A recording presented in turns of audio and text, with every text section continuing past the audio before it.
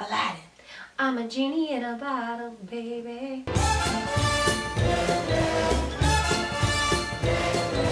I loved this Disney musical. I liked parts of it. I honestly felt like the energy that was present in the genie scenes was vacant in every other scene, and that it was literally like all the other scenes were just like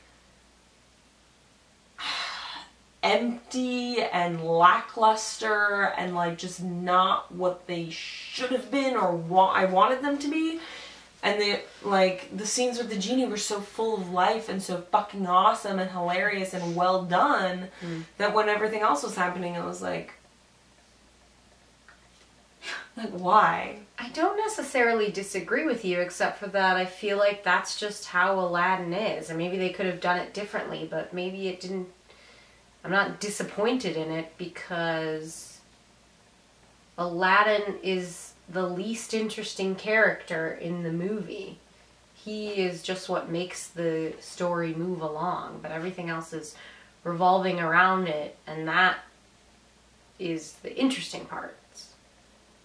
And the music also is the interesting parts. Some of the newer songs were but like, I don't know, One Jump is... that scene, I really liked that scene. I felt like a lot of the magic that's in the movie was missing from the show. Well, magic's not real. But theater magic is real. That's bullshit. Theater magic is real. Theater magic is real. I don't know. I didn't think it was lacking theater magic. I felt like there were so many parts in the movie that weren't in the show, and I can only assume they were like, well, we can't do that on the stage, so we'll just cut it. Or like, we'll just do this tiny little placeholder thing. And that there was a lot of stuff that I was like, oh my god, I'm going to be so excited to see how theater magically they do this part. And then I was just like, oh, they just didn't. Jasmine's a smaller part in the movie, yeah, but she has more of an impact because of... She was saying, like, she has a lot of the same lines, but it wasn't delivered with the conviction, I thought, that cartoon Jasmine has. You know what it is? I've never thought of Jasmine as an ingenue. And I thought in this musical, she was an ingenue. That's true.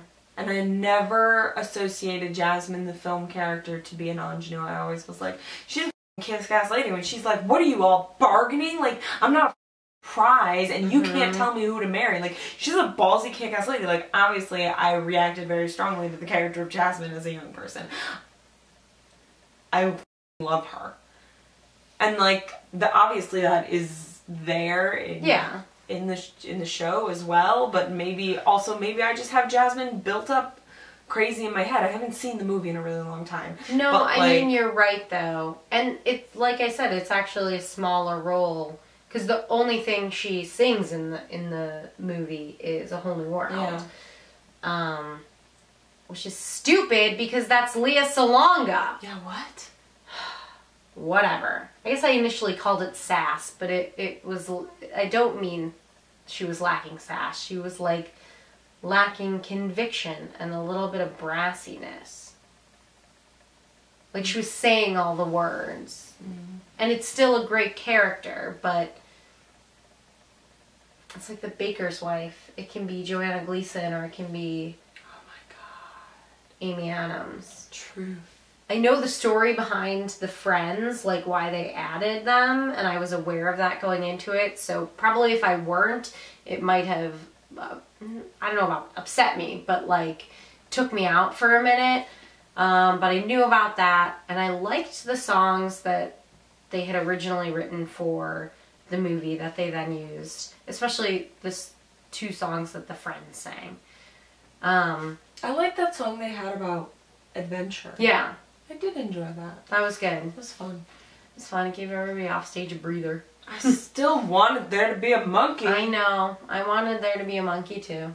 Darryl Rivera was spot on. He was amazing, and like such a Disney guy. I mean, obviously, I'm sure he has great range, but like, I mean, perfect. He was so funny, and I just thought the translation between like annoying parent to like annoying sidekick was like so seamless and so great that the translation between monkey sidekick and three friends thieves sidekick. Yeah. Also because, you know what it also is that I guess maybe my impression of Aladdin from the movie was not that he was like running with a band of thieves, that he didn't have like a bunch, but he really truly was like a loner who would only ever steal when he was on the brink of starvation, that he was like a really good guy. And then here in this, he's like, his three best friends, like they're all stealing and he's stealing, and I really never thought of Aladdin as like a thief. I thought of him as a survivalist. That's true.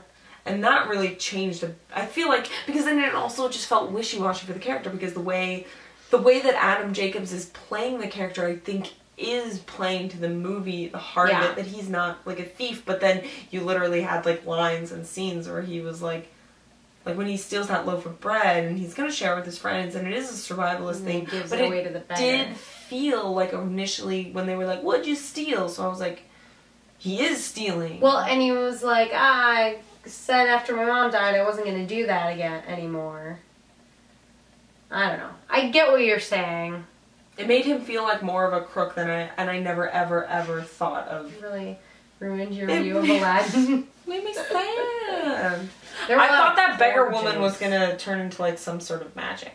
I thought so too. I thought Vicky Clark was going to pop out. Crazy Marie. It's time to talk about James Monroe Iglehart. It's always time to talk about James Monroe Iglehart. Because he's literally, like, if you've ever wanted to use the phrase, steals the show, you can't. Because this is the only time when it can be accurately applied. Because he, like, stole the whole thing. The whole thing. All of it. He brought it home with him. Like, he has it at home with him right now. He has the whole show on his mantelpiece, and we don't even have it. It's not even ours. It's his. Killed it. He killed it. He killed it. Oh my god, he was so incredible. And they did such a good job. I'm sure it's a combination of the writing and the directing and him being a genius of making that character his own while still alluding to what the genie was in the movie. Like anachronistic pop culture references and fast talking, but also like doing his own flair with it. Like I was reading an interview with him, and he, especially in the Prince Ali costume, it really made me think of this. He was talking about how his genie is like part lounge act, you know, like Cab Calloway jazz singer. Yeah. Yeah. I got that. Yeah, right? Oh my god. So instead of being like variety show host, which was sort of like a lot of Robin Williams' angle type of thing, he went that direction. What a genius. I mean, just great. Also, his bald head was all glitter. Oh my god! Like, whoa. Is he just covered in glitter all the time now? You know, I'm not saying that I think this was an easy show to cast, but the ensemble was basically just black. And I know that this show technically sort of takes place in, like, nowhere land. Right. And, like, especially if you were trying to be like, no, it's supposed to take place in Persia. Like, that's, like, almost even more offensive because everything is so inaccurate. Mishmashed. And, like, there's so much nonsense about culture going on. There's, like, no culture and all these different cultural references happening that don't align to any one place or time. Right. So, sure, I guess racially we can do whatever. But maybe it was the hair. Maybe it was the wigs. No. The wigs on the girls. I was like, That's true. You're black girls wearing black girl wigs. Why aren't you black girls who are at least trying to be pat? Or is that more offensive? I don't know. I don't know. I feel like, I don't know what the answer is because I'm not a casting director and I don't know who's coming in front of these desks. I don't know what the breakdown went out as, and I don't know who came in, but I feel like something could have been done. Something more, something different. There was like 2 people in that ensemble that I was like, you look Middle Eastern. The thing I was thinking about when I was thinking about the ensemble was thinking about shows that I have seen that have a racially mixed ensemble, although they are taking place in like, you know, like The Music Man. Right. With, you know, where you're like legit, if we're going historical, it's right. like all white people. Right. But like, I'm not bothered by there being anyone else in that because the show is not about race, it's a story and it's in the zeitgeist and like, you know, it all makes sense to me and it doesn't take me out at all. And I don't know if it did take me out for a second, but it was also something that I anticipated it taking me out. And I anticipated it being a thing. This show's not about race, but it is about culture. Right. And it is a mishmash of culture. Right. So then also, is that an issue? It's about culture, but they also are like, we're not really gonna say what culture. Vague elements of a bunch of cultures. It's very confusing. This part of the world, just over here somewhere. It's like Ababwa. Yeah. Just, it's far. It's far away. It's far away. Marisha Wallace, she was amazing in this. Oh my god. How great. What a nice little treat. Broadway debut. She turned it out. Yes. She really turned it out. Because she was a fortune teller. Hilarious. She had one of my absolute favorite lines in this entire movie show. Still, I think he's rather tasty. That's right. That's right. She had my favorite line. And she did a great voice. I loved it. Like, funny lady in waiting. She's great. She had a good, like, performer face, too. Of, like, a little, you know, she was, like, biting the apple the whole way through. Which, you know, for a Disney show is essential. Uh-huh. A whole new world, a dazzling place I never knew. I thought he was good at doing the thing that he did a long time ago. Again.